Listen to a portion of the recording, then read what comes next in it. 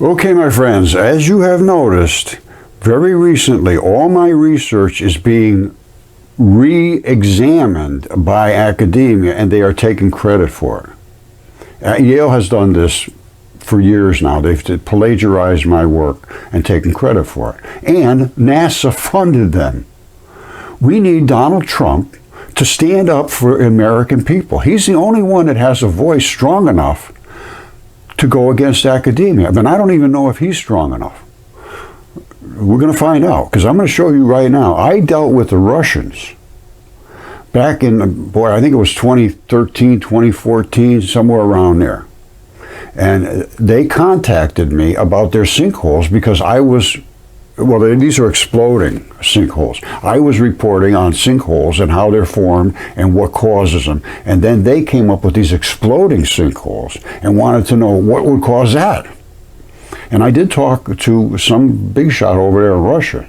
And I told him, I said, this is natural gas is filling up all these voids, and it's getting so pressurized with natural gas as the tundra starts to melt a little bit, they're just going to explode. It's like a shaking up a bottle of soda, and then all of a sudden, with a weak cap, pow, it takes off. And that's exactly what happened. And I told him that, and I said, there's nothing you can do. There is nothing can be done about this. And the more you pump, the worse it's going to get. And sure enough, that's a fact. Okay, this goes back close to 10 years ago. I spoke with the Russians about this when the first sinkhole popped up. And this article goes back to 2015. They're trying to explain Siberian mystery craters, and they explode. I was doing sinkholes. Normally they don't explode. The Russians, though, have taken so much gas and oil out of this area that they have, the gases themselves have expanded and filled up these voids with just like a pressurized gas. And then as the sinkholes get a little bit floppy, they pop right up like an exploding bottle of soda. And this goes back to in the middle of 2014, they started finding these sinkholes. And that's when I talked to the Russians about it. And I believe this is the guy I talked to here. I'm not certain, but, and I talked to him on the phone. A nice guy. He could speak English pretty good. I don't know if it was him or not. But it was, his name is Vasily Bogolensky, Deputy Director of Moscow-based Oil and Gas Research Institute. And he said, urgent investigation, these critters is urgent. And that's why they got a hold of me through a Japanese researcher, because I was reporting on the geological process. Wait a minute, I have a paper, hold on. Okay, this is the paper I wrote back in 2015. This goes back to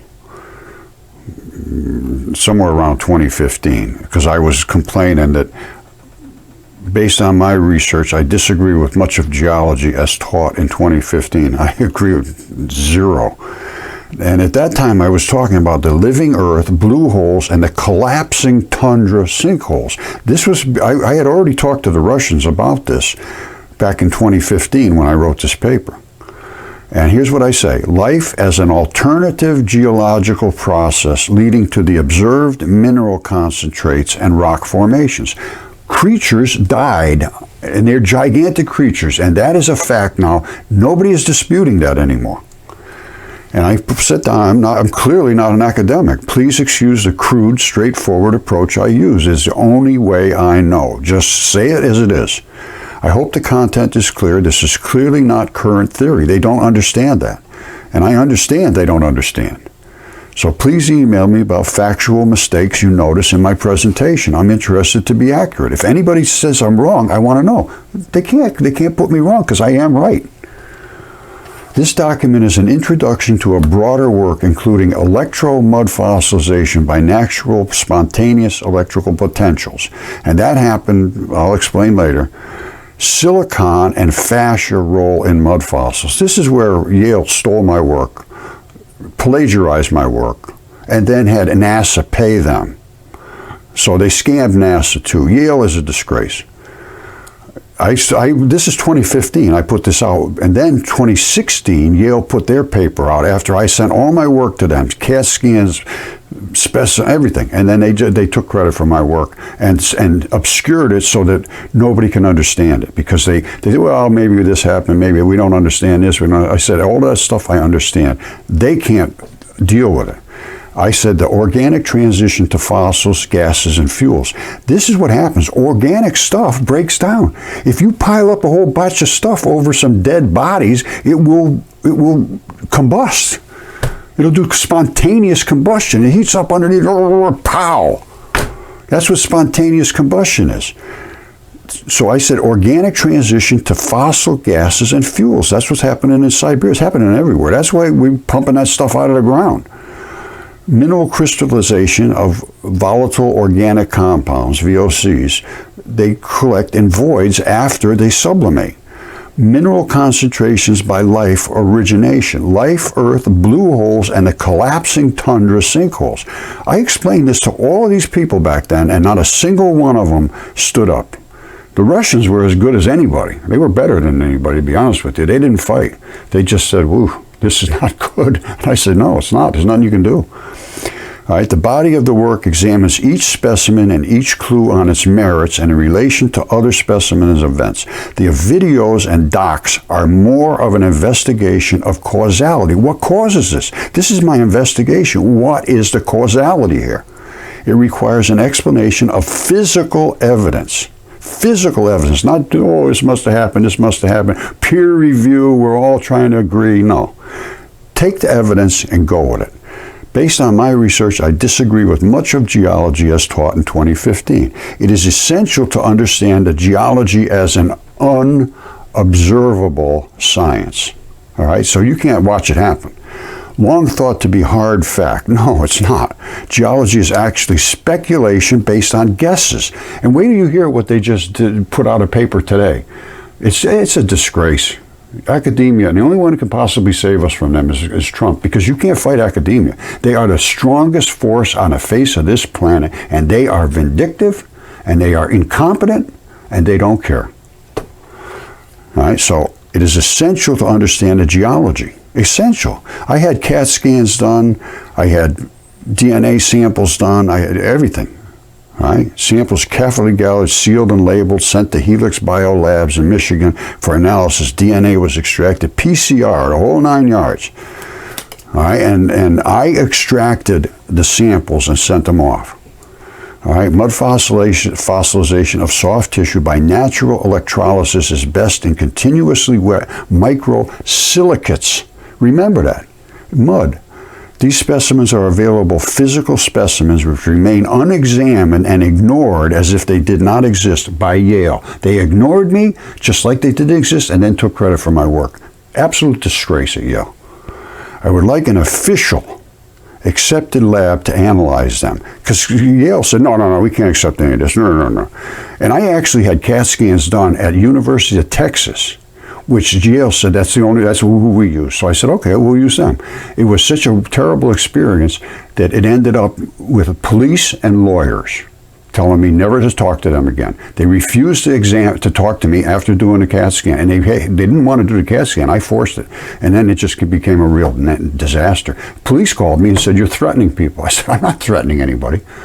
It was just went on and on and on. It was just terrible. Lawyers called me and said, we're going to sue you and all this stuff. Well, I didn't have enough to support myself at that time. Now sue me. I couldn't give a damn less, because I will win and I will destroy your university, Yale. All right. The process, I process recase. I made mud fossils. Mud fossil soft tissue, natural electrolysis. Anyway, I made them myself in the lab. I recreated them in the lab. Chemistry works. Doc attached. Observations, metaphoric, igneous, tectonites, and all the crazy crystal formations pointed to a process that made partial sense, but how did the concentration occur? How do you get to those concentrations? All right, once they got to these concentrations of these certain molecules and chemistry, then it did make sense how these crystals formed and all that stuff. But how did they get concentrated in this one area? I say the part that made sense was temperature, pressure, duration, etc. could lead to the observed rock crystals, fossils, fuels, and gases, etc. But how did the concentration occur? It occurred from the natural geological processes of decaying bodies. The part I dispute is mineralized recrystallization by flocculation. They call it, oh, it all flocculated together. Well, why? It is not explained, simply accepted. It must be. Oh, it must be flocculation. Flocculation, oh man, that's a word you can know. Let's start talking about flocculation. Everybody start using that word. Flocculation rests on the assumption that elements and molecules must gather miraculously. They just all miraculously flocculated like flocks of birds. I'm not kidding you. This is what our scientists are saying. So life is an excellent flocculator. These concentrations of chemicals are quite well known. Urine, stomach acids show up in different proportions in the body. Here's a silicon 50 times more concentrated in the skin. Remember the silicon, because that's what Yale, so, it's based on silicon. Yes, Yale, correct. Calcium, phosphorus in the bone, copious concentrations of iron in blood and marrow. That's where all the iron's coming from, is blood. Carbon in DCL membranes. pH manipulation. One big chemical erector set. That was kind of funny back then. Human anatomy, skin, fascia, protective membranes, chemical concentrations as humans versus mud fossils. They are similar and found in exactly the places expected. I've shown this over and over and over. I have the specimens here. I have blood coming out of rocks. And that was it. That's all I had to say. All right, that's this paper, right, about life as an alternative geological process leading to observed mineral concentrates and rock formations. Simple as that. Now, let's see the next one I did. Now, this goes back to 2015, right in that area. Okay, if you want to come up here and read this, is fine. I'm not going to read the whole thing over again. This is 8 years ago, back in 2015.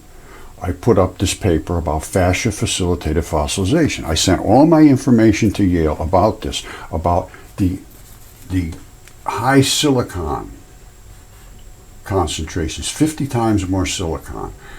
And this is what they basically reproduced my paper, and NASA paid them for my paper. This is 2015. Now you come up here and read it, and you'll find out that I said exactly what Yale says, identical. And here's Yale's paper from 2016. All right, this is from 2016. And this guy here, right here, Derek Briggs, is the one I presented all my stuff to. And then they took for exceptional preservation of soft-bodied creatures in silica-rich oceans. Now, this is back from 2016. So they took credit for my work a year after I gave them virtually identical to what they reported on. This is plagiarism, it's fraud, and it's Yale University. The president down there knows, Tarhan knows, Briggs knows, Gary knows, they all know. I have sent them over and over, and now I am so pissed off that I need somebody that has a voice that can be heard, and Donald Trump is the only one I know of that has the cayunes to stick up to these people, because they will destroy your life. Now, Trump, he's the only guy I can see that's got any chutzpah to go up against these people. Other than that, we're done. We're done. We're just slaves to these frauds at Yale. And they're the ones that control the world. Yale is one of the top universities in the world. Harvard's just as bad. But Yale is fraudulent. Plagiarism is accepted. Plagiarism accepted, fraud is accepted, and President Peter Salve should resign instantly, and Derek Briggs should never teach anybody anything. You see this? Here's some more taking credit for my work. Capturing evolution of life on Earth. Key moment revealed in ancient fossils. This is right from today, January 16th, 2024. They're taking credit for my work. And they're putting it back at 565 million years ago because we figured out all these layers. Well, all those layers are tissue in a creature's body, my friend. You see this? Some more concocted stories. A new study precisely dates ancient multicellular fossils, uncovering key moments in Earth's history and evolution of complex life after a global ice age. No, it was after a flood, which is all described in history. Velikovsky reported it. Nobody can deny it. It was one global flood, and Yale actually says, yes, it was one worldwide layer. They call it Edicarara biota. No, it's soft tissues. That's the name they put on it, this one little bitty layer. And they took that name from someplace in Australia. I reported this years earlier to Yale, and finally I said, this is it. I'm fed up with you people. I'll do the DNA reports. I'll get the CAT scans. I'll do all the chemistry. I'll do everything. And I did. The whole 9 yards, and they still refused to talk to me. I mean, they did talk to me, but Derek Briggs says, you just got nothing but rocks, nothing but rocks. Well, guess what? A year later, they take credit for it. A year later, Yale takes credit for it with this paper right here. Exceptional preservation. Exceptional. And they say it was only soft-bodied creatures. There was no bones, no teeth, no shells, nothing. Totally wrong. They're incompetent, frauds, liars, and plagiarists. That's what's happened at Yale University. You want to talk about deception? Yale has to be in that discussion. All right, I know I'm a little agitated here, so I'm going to try to be reasonable. But I woke up this morning, and the first two things I see, isotopes, which now they're saying are bigger than scientists ever imagined. That's correct, because they never even thought about them. All right, and between every one of these, hydrogen is made out of 1,823 or 1,824 dipoles. Helium is made out of 7,398, something like that. And you get up into here, you got hundreds of thousands of dipoles, of dipole isotopes. Those are isotopes. They use them for half-lives, which means that something's not stable, and the isotopes keep going up and down, and then it gets to stability. I understand this very, very well. I have, I should show you my research. I must show you what I did. All right. I am a good American citizen. I am dedicated to this country. In 1968, I went down and enlisted in the Army right when the Tet Offensive started. They took me immediately. I went in on February 11th, 1968. And fortunately, I didn't have to go to Vietnam, thank God. But I was willing to do whatever it took to support my country and to support. I thought they were doing good things. I found out now that's not the case. I was brainwashed just like everybody else back then. But when I got out of the Army, I decided, at that point I didn't realize I was brainwashed. I figured, I'll go into physics and all that, because I was working on nuclear Hercules missile sites when I was in the Army. So I went into all of this. You see this? This is not nothing, my friends. This is not nothing. I did everything that there was to be done in physics, in chemistry, thermodynamics, all of the bonding, all of the different ratios, all of the different theories. This is not nothing, buddy. Not a damn thing of nothing. And my conclusion was that the transfer of energy is from light to atomic vapor, and that is exactly what it is. And there is only two types of molecules, and they are dipole to dipole interactions. All right, and it goes on and on and on. I did it all. Chemistry, here's your chemistry. Pauli principles and all different energies, electronic configurations. This is not nothing, my friend. This is serious work I did. And I was destroyed by my professors for doing it because I said, you guys are wrong. This doesn't work. You can't have a gigantic positive nucleus and one tiny little electron. They do that. Well, no. There's a and then they just walked away like it was, we know what we're doing. No, they don't. They had no idea what they're doing. None. And even Yale, the professor at Yale, Shankar, who's a nice guy. I'm not going against him because he was honest. He said, nobody knows about quantum mechanics, so just say what I say and you'll do fine. And I'm not kidding you. That's exactly what he said. Okay, President Trump is trying to look out for us. Well, Fermilab has been using billions and billions and billions of our dollars over the course of I don't know how many decades and have done virtually nothing. I have found the particles that they have found, only we used light, which was much easier to use and is very cost efficient. And Don Lincoln, who has done this article right here, he claims that these are the two smallest particles that exist. I agree 100%. And he claims that the extended particle, the black one, is fixed, never changes. He also claims that it has a fuzzy edge around it. I agree. He claims the point-like fuzzy, the real fluffy one, has zero size. It's just almost nothing. It has no weight that I can find either. I agree with that. But it has a very strong field. I agree. Can I show those particles? Absolutely I can. These are his particles. These are ours. No difference whatsoever. 100% exactly identical. And we used light. But we used an Venturi accelerator, just like they do, only we used it and crushed the field sideways instead of head on. Much, much more efficient. And we can squirt this out all day long onto a substrate. It's called dipole electron flood theory. This goes back to the same time Don Lincoln was posting about these particles. And I said, we found them. He says, you're a whack job, you're a tinfoil hat guy, get lost. And he's working for us from Fermilab. They've used billions of our dollars since then. This was like 2015. 2014 maybe, I don't know. We were finding these about 2014, and I think I contacted him right away, so I'd say 2014-ish. And he refuses to engage. And he's taken billions and billions of our dollars as he's doing that. I don't think that's right. Maybe you do, but I don't. And that's Don Lincoln. Here it is right here. Those are those particles. And this is the kind of stuff I'm putting up with. And today they're talking about isotopes.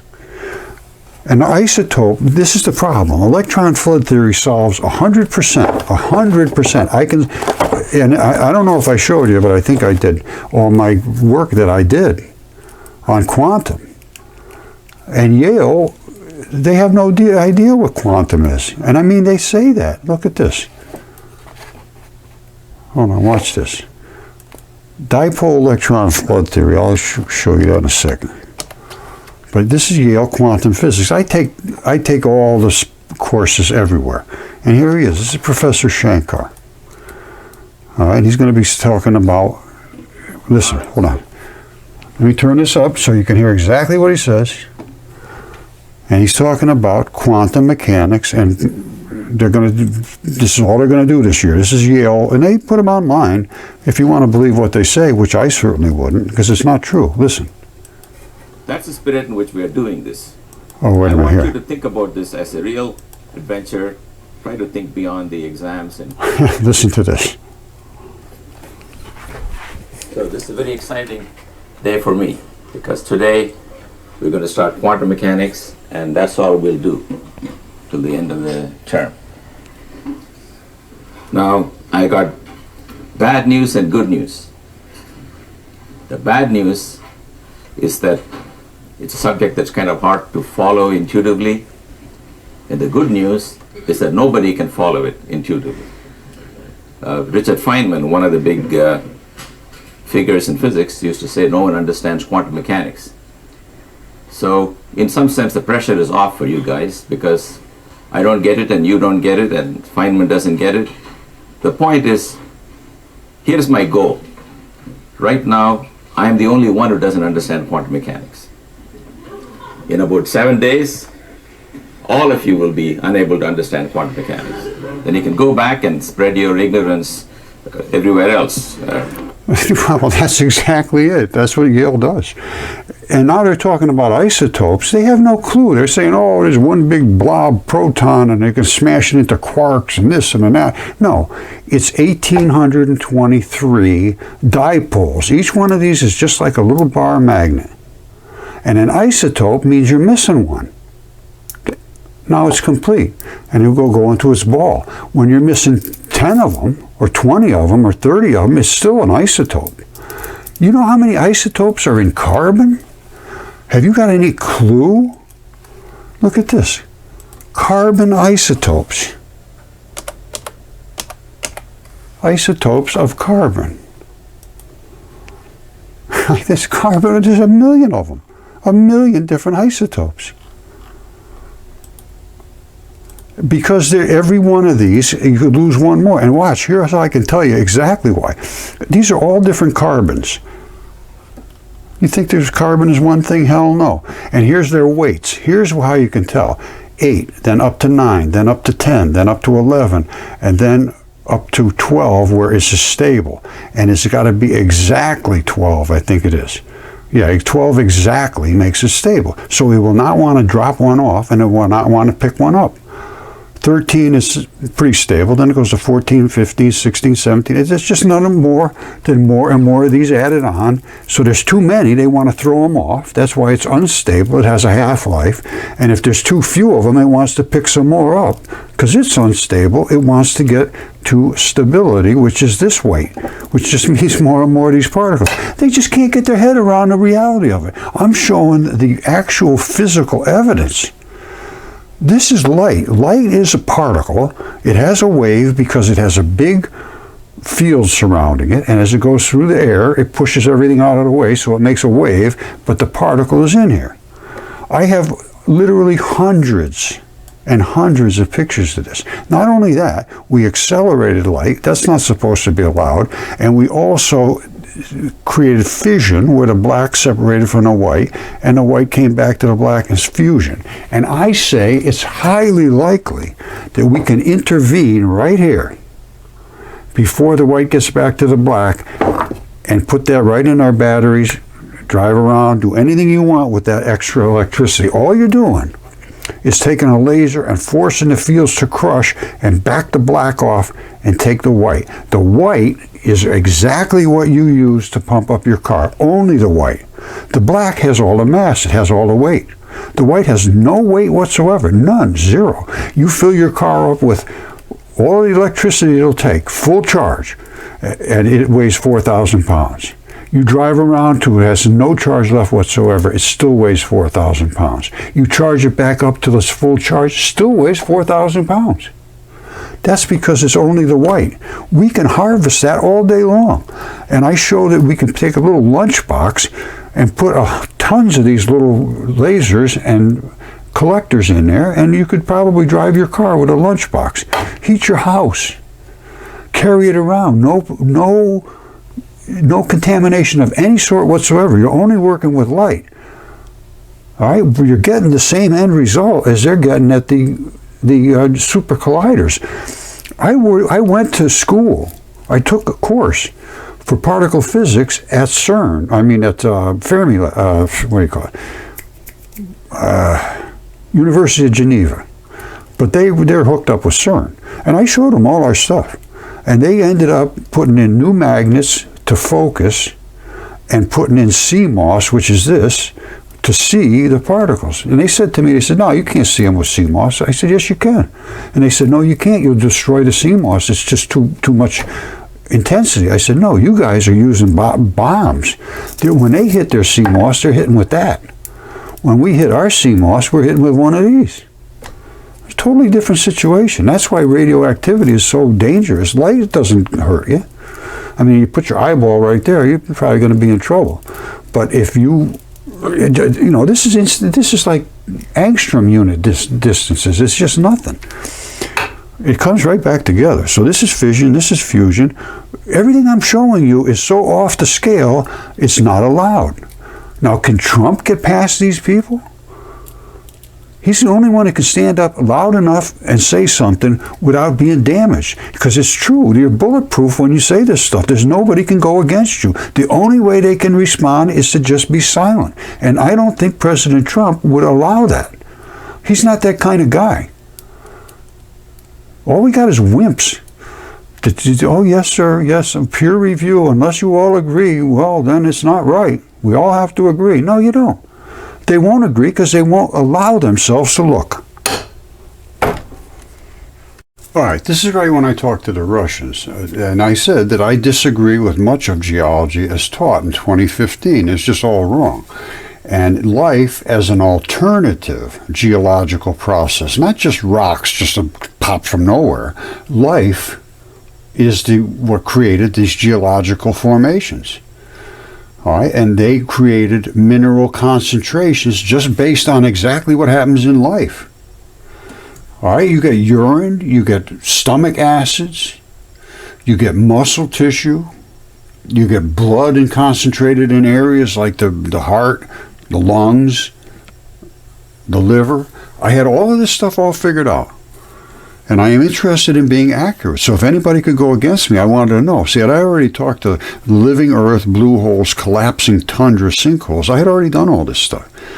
And then I wrote this other paper, same time, basically. This was in 2015, Fascia facilitated fossilization. Because this is what created all these mud fossils. This goes back years and years. And this is the one that Yale plagiarized from me. I talked about all of the things that they said, exactly identical to what they put out. And that the skin, well, that the 50 times the silicon, as in these tissues, it created this biomineralization. And it was all from a great flood. And it created a worldwide layer, exactly what they say. This is their paper right here. Exceptional preservation of these soft-bodied creatures. But they weren't all soft-bodied. They were just exactly like us, bones and everything else, except there was giants. That's what flipped them out. Because mine are DNA tested and bits and pieces are CAT scanned. And I had all of that stuff done, the chemistry and everything. I presented it to Derek Briggs, and then that was you just saw it, 2015. I had all this stuff done, CAT scans, DNA tests, everything from 2015. It was all done. All right, this is all was done. The CAT scans, the DNA tests. I talked to people in Germany, everywhere around the world, and Yale just turned it away. They wouldn't talk to me. And I called it fascia facilitated fossilization. Now they just call it some kind of Edakara biota, and then they say there was nothing but soft tissue. That's just totally wrong. And then this is Yale's paper, and they say that there was one worldwide layer from a great worldwide flood. And it was the only reason that they preserved so well is because of the heavy silicon content. And that happened because when Venus almost hit Earth, the whole oceans boiled up and covered the whole world with silica ooze. It's called siliceous ooze. Look it up, siliceous ooze. It covers the ocean floors. It's not going to come up by itself. It got hit, and then the whole oceans were super saturated with silicon. Silicon is a biomineralizer. What it does is it attaches to biological things and turns them into mineral. And they agree with all that stuff. Exactly what I told them. Exactly what I told them. And this is a year after I told them. They are touting how smart they are at Yale, 2016. Well, we figured this all out. A Yale-led team. No, I did all the work. They took credit. And they're still calling this the Edakara biota. Wait till I show you the latest came out just this morning. All right, so they're saying that a Yale-led research team. No, it was me that did all the work. They found that this Edakara biota, this one layer worldwide, covers the entire world. And the only reason they could find these perfectly preserved fossils because of the quirk in the chemistry, which was the silicon, which I explained. They still have no idea why it happened.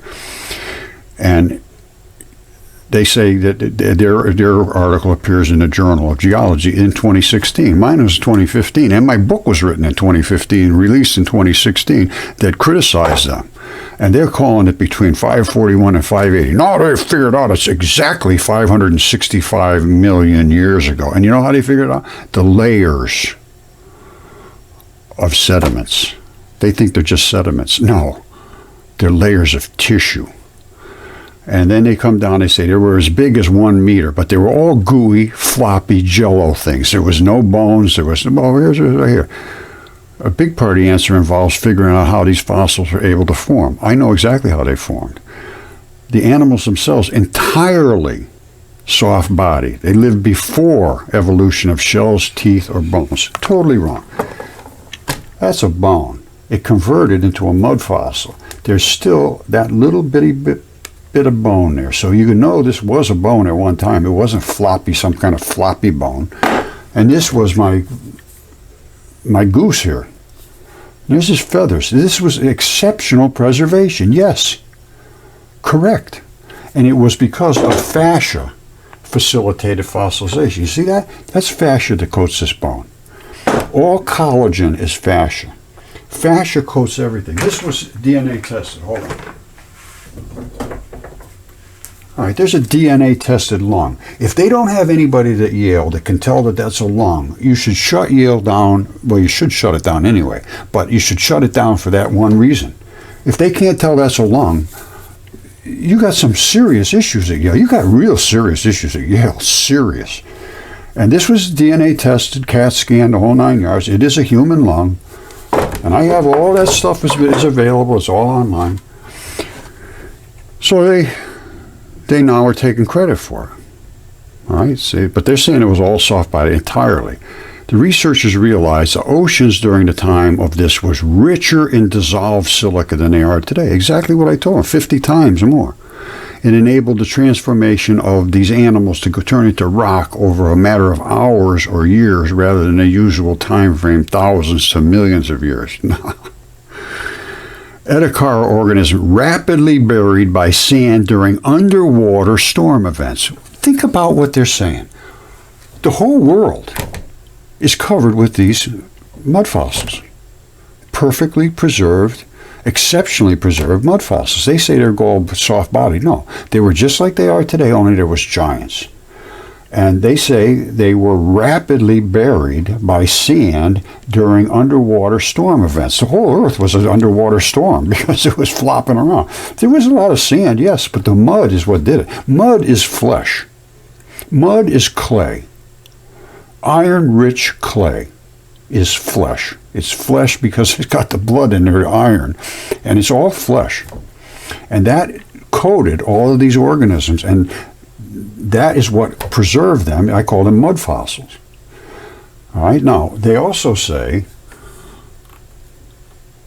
they continue to use detailed microscope. I got it with the microscope right here. It is all done by my research with the microscope. A paper co-authored by this person, Ashley Hood, a Yale postdoctor, and Derek Briggs, who was the one that's just plagiarized my work. He should be immediately dismissed, and the president of Yale should be dismissed as well for allowing this to happen. He knows. I've talked to him many times, not to actually physically talk. I've sent all this information over and over, and I said, I want this handled. And the last time I sent it was about a month ago, and I said, if this is handled by 1/1/24, I am going to go global, and you people will suffer the consequences. And I hope they do suffer extreme consequences, because they took my paper, and then NASA gave them a grant and funded them for what I had done, for my research. Not their research, my research. Okay, this is how Yale has misled the entire world. My research was correct, theirs is wrong, and it makes everybody else go wrong. And this is Curtin University capturing the evolution of life. Key moment revealed in ancient fossils. This is when the mud fossils happened because of the Great Flood. Instead, they say it was from the global ice sheet melting, an entire thought out, a global ice age. In other words, the whole ice was around the whole entire world. It melted, and that's what created these. Listen to what it says. These creatures would in some ways resemble modern-day marine species such as jellyfish, yet in other ways be bizarre and unfamiliar. Some appear fern-like, others like cabbages, whereas others resemble sea pens, and mine are all biology of actual creatures like lungs, like bones, like birds with their feathers still intact. Exactly what Yale says, exceptional preservation, but they claim it's all gooey things. Totally wrong, and they have misled the whole world about this. You see this? This is from the plagiarized work that Yale took credit for my work. They said the study co-authored Professor Crick Kersland, also from the time scales of mineral system group of Curtin. So they're trying to figure out the time scale based on these layers of sediments. It has nothing to do with sediments. These are layers of tissue. They all died at the same time. They said the fossils are named after the Etakarar Hills in Australia, which is where Yale went to get their stuff. They could have come right down the street, 20 miles from them. I have them right here. And these are all from this particular era. And these are mud fossils. These are exceptionally preserved body parts. And they are not just all jellyfishes and things. And they say where the first discovered, leading to the first new geological period established in over a century. I established it. All right, you see this right here? This is from 2015. I submitted this to Yale. They just said, oh, you must have done something wrong. Get lost, basically. And these were 3 PCR DNA tests, very, very sophisticated tests, very well done, extracted from deep inside of the specimens. I took the samples and I sent them off, and they tested them, and there was 3 of them, and they all came back as human mitochondrial DNA. And here it is right here. Excellent quality DNA sequences obtained from the 36-inch tip sample, which I will show you in a second, and from this lung was just saturated with blood. I drilled a hole down inside here and took a blood out of the... It's just saturated with blood. I mean, it literally leaked blood. I'll show you this in a second. And anyway, they did all the tests, and they were Homo sapien mitochondrial B and D loop region. All right, and they did all the CTAGs, the whole 9 yards, and they were very, very, very, very good to work with these people. And they were going out on a limb. He knew he was, and I think he suffered for it, because he did get a hold of me, and he said they were after him basically, and to make sure that everyone knew that I was the one that extracted the samples that were sent to him. He didn't extract them from rocks. I extracted them from the rocks. Now, I'll show you the rocks that I sampled from. They were body parts. All right, let me just go over this real quick. I showed you about the Russian sinkholes, and they're still walking around in circles. Look at this. This is just today, January 16, 2024. Mysterious giant exploding craters in Siberia may finally be explained. I explained them back in 2015. This is what we have now with academia. They walk around in circles to get funding. All right, this is what freaked Yale out. I thought they would be happy to hear, wow, I found giants. No, the first thing out of Derek Briggs's mouth was, what are you, some kind of creationist? And I said, well, what are you talking about? I said, these are mud fossils. And then from then on, it was just a continuous battle. And I mean, I don't back off. So I kept going after him. And primarily, I was dealing with Armand Morgan, who is his assistant. And I told Armand, I said, you guys are going to look like fools when this is all over. And he said, well, I guess we won't be the only ones. And I said, that's exactly correct, Armand. And he'll remember, Armand, you remember, I know you do. And this is what I sent them. These guys, I sent them all the pictures. I sent them all the DNA reports. I sent them all the CAT scans. I sent them everything. And he says, oh, those are just rocks. And then takes credit for my research a year later and gets funded by NASA. This is a left hand. This right here is the cleave between the pads. This goes off to your little finger. That's a tendon. If you just lay your hand back, you see it got right here. And that's where your thumb goes off. I have the fingertips. I have knuckles and all kinds of things from this. And it was DNA tested. And some of the parts were CAT scanned. And then I also have this here. Well, this is that lung I just showed you here. All right, this is right here. I took some out of here. I drilled a hole right in here, I think somewhere in here, inside to get the red blood out. I mean, is it literally blood? This one here leaked blood. That's another lung, and it leaked blood right out of these little tiny holes. And these are all the alveoli. They must have somebody at Yale that's competent enough to realize what this is. There's got to be somebody that understands pleura and understands alveoli. This one's stripped. The pleura is stripped off. This one's not. I'm sorry, this one has all the pleura still on it, and this one's all stripped out. And I have other ones that are half and half. You want to see something? Hold on.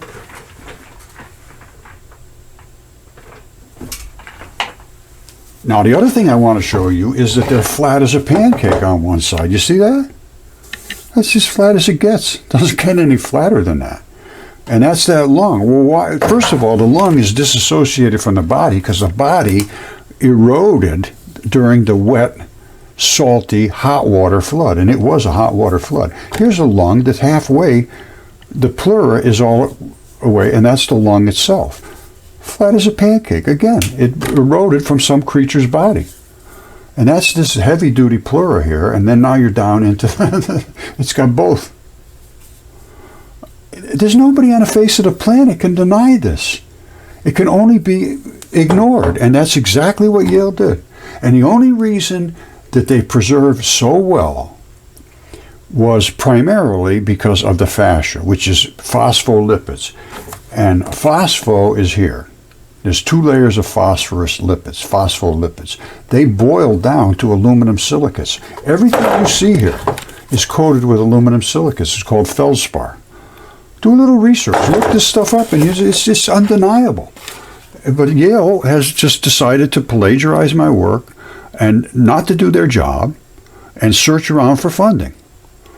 And I think they should be held to account for this terrible, terrible, fraudulent behavior. Absolutely disgraceful. Now here's what actually did happen. There was a giant worldwide flood. Emanuel Velikovsky wrote a book called Worlds in Collision. Look it up. It's called The Velikovsky Affair. It was on #1 on a bestseller list 11 weeks in a row, and academics forced the publisher to remove the book from the bookshelves because they didn't like what he was saying. And he was saying truth. Velikovsky was a good friend of Einstein's. He traveled the entire world and collected all of the stories from the museums, from the cultural centers, from the libraries, from the oral traditions, from everything. And he made a book called Worlds in Collision. They all had the same story. We almost got hit by Venus.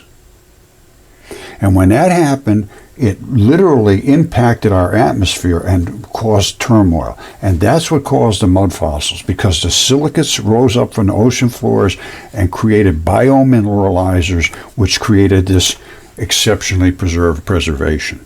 I wrote this book in frustration. It was called Mudfossils, which are the things that I showed, Velikovsky, and Minds in Collision. The minds of the academics are not open enough to accept reality. They don't care about truth. They care about funding and status. You see this? This is how they dated specifically to 565 million years ago, because we got a million years, another one here, another one. This is millions of years in one picture. This is not millions of years. This is one gigantic creature fell over dead.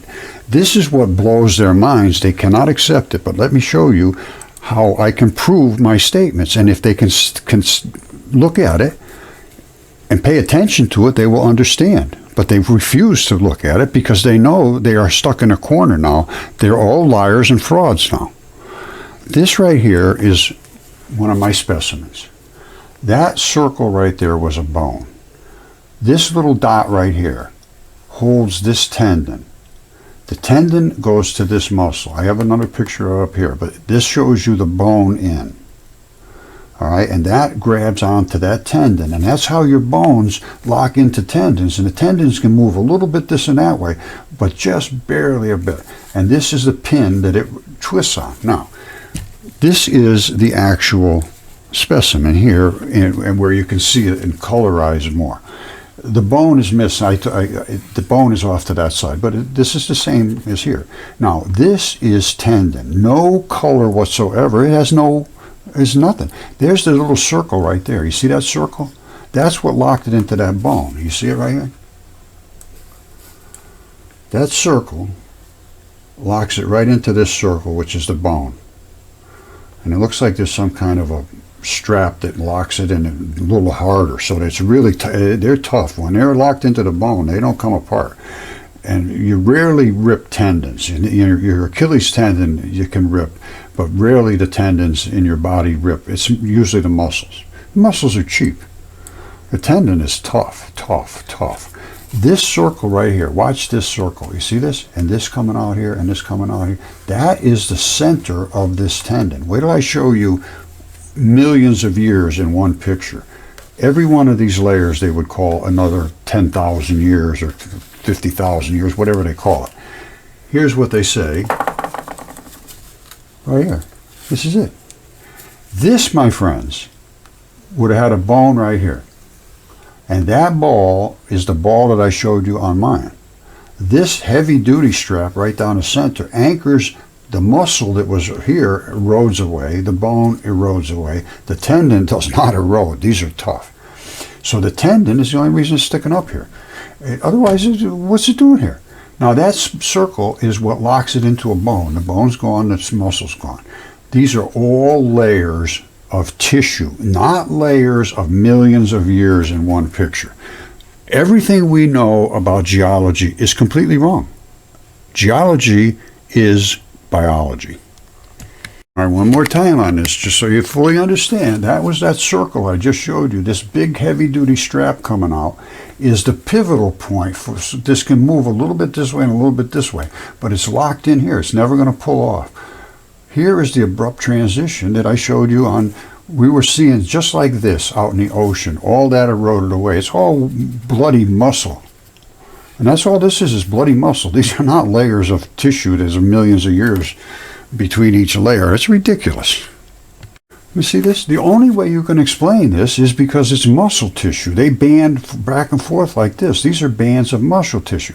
You don't erode. Nothing erodes like that. It's crazy. It's crazy. It's literally crazy. The concocted stories they make up to try to convince you they know what they're doing. They have no idea whatsoever what they're doing. None. Zero. This is eroded red fleshy stuff. The same with this. Any blood, the red blood is just kind of gooey. It sort of stays and it erodes. And as a matter of fact, I have things that blood just come right out of them as soon as you break them open. Well, you saw the lung. Well, let me show you a couple other stuff. All right, you see this? This is a bone. And when you take them out of the ground, the blood leaks right out of them, just like that. All right, and it leaks right out from the blood vessels. And you say, what blood vessels? Well, here's the blood vessels right here. I moved the scab away, and this is what they call fibrin. This is clotting fiber. It's the same thing that's in us. No difference whatsoever. Now, this will have artery which leaks the blood out. The veins don't leak out, so they'll be red and black underneath this. Two holes. One will be black, one will be red. Can I show that? Absolutely I can. There's the red one. You see it came out here and it made that big scab. This is the black one. The black ones seal off. They have, in your veins, which are black, they have valves. So they can only go a certain ways, and then there's a valve, a certain way and a valve. And they can't go backwards. It's made so that blood can't go backwards. Arteries, they go anywhere they want because they service all the tissue in your body. So here's what you had here. Coming out of those two holes, only the red. The black didn't come out. And then when I moved it, you see the fibrin, which is the clotting fiber. Get an anatomist, get some doctor, get some biologist, somebody that has some common sense. And certainly don't go to Yale for that. Oh, you see that? That's a latch. This right here is this same rock. All right, it looks like a piece of meat, but it is a rock. And this little tab right here, I discovered, they still don't understand this in biology. This I am calling a spur lock. And this attaches body parts from one piece to another, just like this. This is a spur lock right here. That locks your lung in. There was another one up at the top that locks your lung in so it doesn't go flying through your body. And they have these latches on it. And I can prove this. They're all over the place. These lungs have all body parts have this latch. This was a piece of meat attached to somewhere else, I don't know where. And coming through these, you see these little two dots down here? This is where the fluid-filled highway, they didn't know about that either. I discovered that. It was not understood. I discovered that in my mud fossils. This is nothing more than that right there. And this is where the fluid-filled highway pumps its contents into the next piece of biology. Now, what does that fluid-filled highway do? It houses bacteria and enzymes which keep you healthy. That is your immune system in this fluid-filled highway. They're starting to understand it now, but very slowly. Without those bacteria and enzymes floating around through this fluid-filled highway, going from organ to organ to organ, you wouldn't be protected. Now, why do you get different cancers? Why is there 400 different cancers? Lung cancer, skin cancer, bladder cancer. Every single organ has its own cancer. That's because every single organ has its own chemistry that protects it.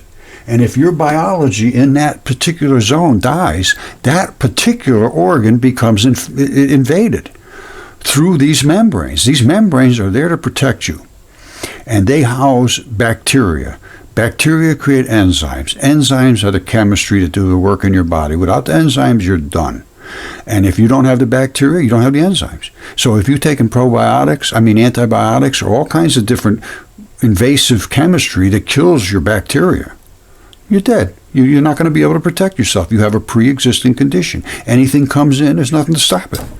And it goes right through your, and if it invades organs and so forth and starts to grow, that's when you get these huge tumors. And you can't protect yourself because you don't have the enzymes, because you don't have the bacteria. Another thing, no clue about. They have no clue about what keeps you healthy and what keeps you sick. Long COVID, in my opinion, and this is just from research, I'm not making any claims specifically, but if you don't have good bacteria to create the chemistry and the enzymes, you're going to just continuously stay invaded. It's just going to never go away. That's the problem. You need to have these enzymes and bacteria there to fight for you. Once they're dead, you're done.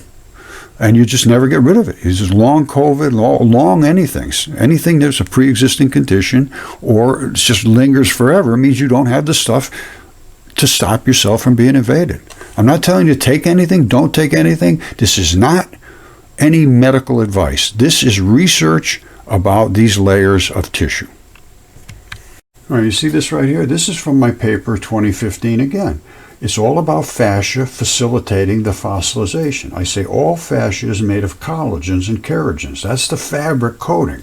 It creates a fiber and elastic sheets that wrap everything individually and then comes together as one giant system. This nobody knew about.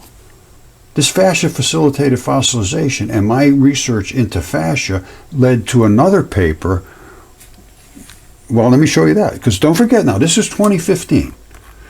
So I'm not saying anything that's not true. This is 2015. I did all about the fascia and how it creates one big layer to protect you. And here's what somebody else took credit for that too. Here it is. See, this is just some more plagiarized work. Meet your interstitium, a newfound organ. This is 2018. This is that layer that I was talking about, fascia facilitated fossilization, and this one particular layer. All right, and they just had no clue about this. The new finding reveals that rather than a wall, the tissue is more like an open fluid-filled highway. Which it is. It's an open fluid-filled highway. I showed it dozens and dozens of times before this, since 2015. Or much earlier than that, as a matter of fact. So they had no clue about this. And they still don't understand that this particular layer right here is where all the enzymes and bacteria float through here that do the chemistry to zip over here and bang and kill some invader, a tumor and so forth. This needs to be researched because we should be able to get out a whole lot of medical issues by making sure that the bacteria is present in everybody's body, the correct bacteria. Without the correct bacteria, you're done. If you don't have the bacteria, you will not have the enzymes. If you do not have the enzymes, you cannot break down the chemistry. Enzymes create, boom, just like that, hundreds of thousands of chemical breakdowns in less than a second. And this is also why they don't understand the isotopes. Enzymes work with the isotopes. They work with these different elements in their isotopic values, which nobody even takes into consideration. They have no clue about this. It's absolutely amazing. Absolutely amazing what Yale and the other academics have done to destroy the minds of people that can actually think. See, this is what freaked out Yale and all the rest of them. This is an erector pili muscle attachment right there. That, my friends, is the sebaceous gland. That is the hair shaft. That is the root ball, and this is the vein and artery. That is a hair follicle from some gigantic, enormous creature. I was told, somebody did some mathematics on this, told me it was about 767 times bigger than a human hair follicle. That turns into a pretty good sized creature. I don't know what kind of creature it was from, but they don't, nothing has this kind of a hair follicle. All right, and again, this was all from that great flood. They just disintegrated the gooey, fleshy stuff and left the fascia facilitated organs and the inside parts. We also have new species. This is a no-toe. The toes are built right in. It's some kind of engineered foot. That's where the fibula is. Right there is where the tibia came down. The fibula sits on the side, and we have a ton of these, not just one or two or three. And it almost looks like it had a shoe on it, but it isn't. That's not a shoe. This was the creature's foot, whatever it was. And at this particular time, there was a whole lot of stuff got wiped off the face of the earth exactly as it says in the ancient text. They wiped out all the giants. And when I'm talking about giants, that's a pretty good sized giant. If it's 700 times bigger than us, even if you had a 5 foot tall guy, that's 3,500 feet. That's a pretty good sized guy. I'd say almost full grown. All right, take your time. Look at this carefully. That is a fingertip. Just the tip of a finger. That right there is the fingernail. It's perfect. This is the little pad that sits at the back of each finger bone, in between each bone, so that they can rock against each other against this soft pad where they don't get all torn up. Vein and artery. That's a fingertip. Now, this is approximately 3 feet long. I think about 3 feet, maybe even a little more, but I don't know. You've got a foot here, so you come in here, 1, 2, 3. I had it out as a 36-inch tip. That's how I designated it for the CAT scans, because I had to break down a piece off of here to get at the blood. In the fingertips, they are very, very, they're hard. You know, you do a lot of work with your fingers, so there's a lot of dense skin. Wait till I show you this here. This is what it looks like. All right, this is what I call it grip skin. All right, this is fingerprint skin, just like this. So is this. This is what I broke off. You see that little dot and that dot? Those are sweat pores. This right here is the sweat pores and the fingerprints from that gigantic 3 foot long. The fingernail is up here. You have a little slip next to it that's just skin, and then it goes right into the fingernails. I mean the fingerprints. You can see them. You see that? Same as this right here. My thumb is approximately the same size as one fingerprint ridge. This is what freaked them out. And that's why they say, oh, the biggest they were was 3 feet, and they were all slimy little gummy gumballs. No, they had the bones, they had everything, just exactly like us, only they were just gigantic. This thing here is 3 feet long. I figured it out, it could be 160 to 180 feet tall guy, something like that. This just blew their mind. But this is all written in the ancient text. There's not one single culture, zero, that doesn't talk about enormous giants and dragons, which I also found. This is what freaks these people out. They cannot deal with reality, so you are not allowed reality. Okay, if you haven't been around, this is the shocker du jour for you. This is a dragon. He's called Typhon. This is the fish. Now, if you have Google Earth, you come up and look around and see what you think. These are the scales of this gigantic fish, and I mean gigantic. And this was exactly what was written about in Apollodorus and Hesiod. And this is the dragon's head. You see this running all up here? All this flashy stuff. There's his red flared eye, and there's all this fluty looking stuff you see in the dragons in China when they have their parades. And this is his neck, runs all the way down, all the way down, all the way down, all the way down, until you get to his body, which is here. He covers entire North Africa. His tail runs out here, and these are still his dragon scales. You see these? They say, oh, those are just flat irons. I said, what do you mean flat irons? Those are dragon scales. They're not flat irons. Those are dragon scales. And this is the blood running out. And why would the blood run out just here? Well, the reason is because it's a lower altitude than over here and over here. The blood puddled down here and just drained out from between. It's filled with blood. And this is also where the sea monsters came from. You say, oh, sea monsters, what are you talking about? Well, here's what happened.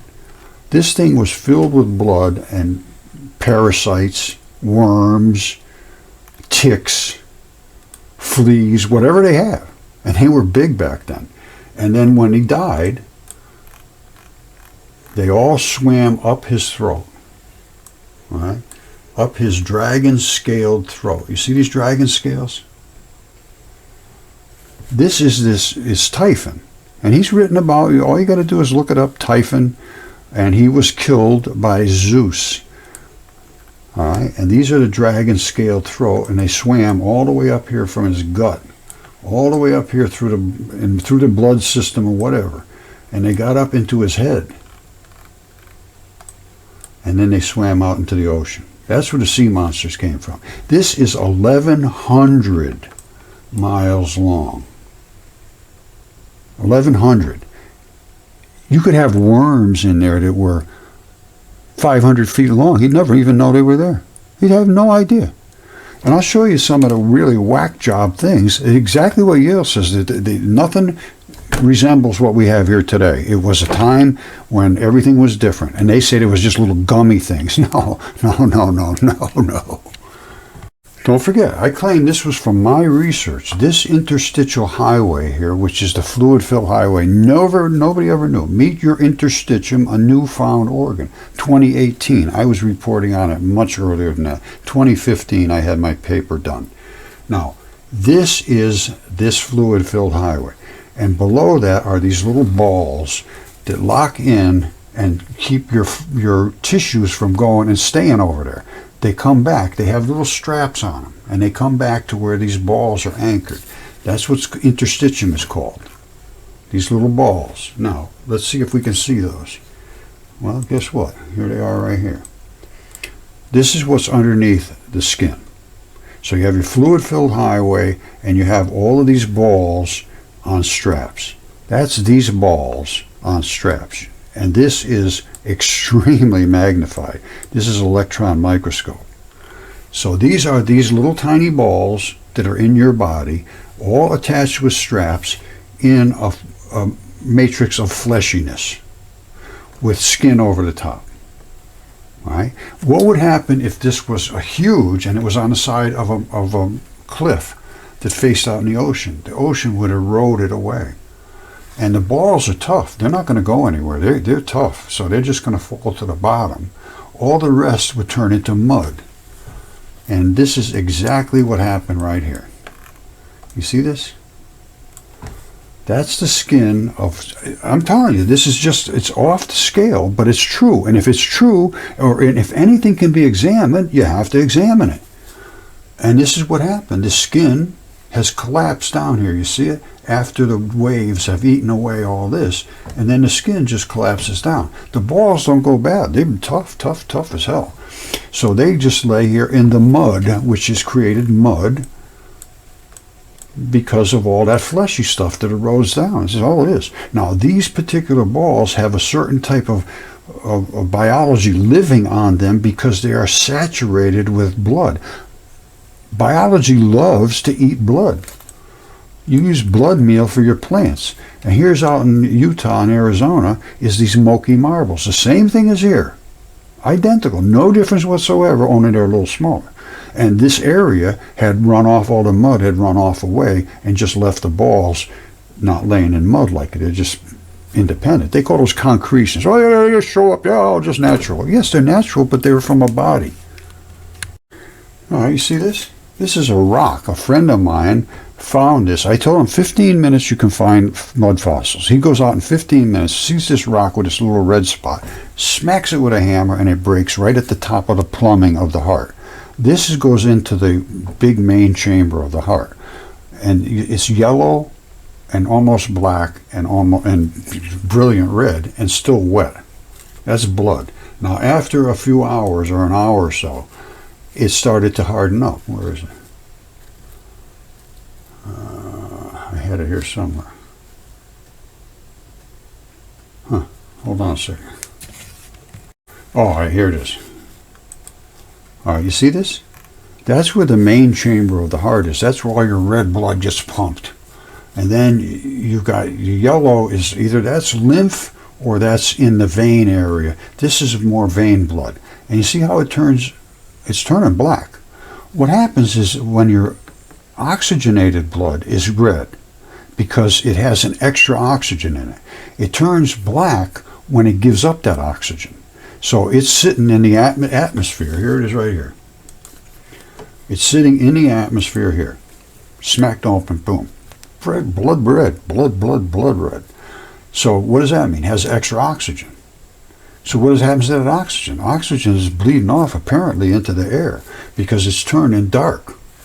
And when it turns dark, it means it's deoxygenated. That's why blood turns black in mud fossils. It turns black.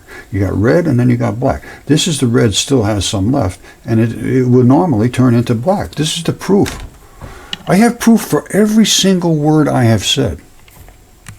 All right, so I'm going to conclude it right here. The only chance we have to get outside of frauds and plagiarists and incompetent academics is somebody like Trump that can stand up and say, hey, we want you to explain this. No hiding. You can't go and hide in the woods and make all these claims and charge $70,000 to educate somebody, which is indoctrination. That's exactly what's happening at Yale. It's a disgrace. And I'm certainly hoping that Donald Trump will do what he's good at doing, is standing up for people. All right? And he's got some power. And as nobody else can do it. Nobody else can do it. Donald Trump is our only last salvation for this. Now, if you can get through to him, I can't. I can't get through to anybody. Everything I do is suppressed. Everything goes out as spam, and watch out, the guy's crazy, big yellow banners across my emails. So I'm going to ask you people that follow me, contact everybody at Yale. Get President Salvoy, Derek Briggs, Lydia Tarhan, all of them, and send emails and say, why won't you do your job? And Donald Trump should be standing up and saying something to the nation, because I cannot get this out. It's so suppressed. I have 193,000 subscribers, and I get like 3,000 hits, tops. And they're always the same people. They will not put it out to the general public. It's not allowed. All right, you're going to have to help me, or just live in the darkness. All right, and I don't think President Trump is that kind of guy that would put up with this. So I'm hoping for the best.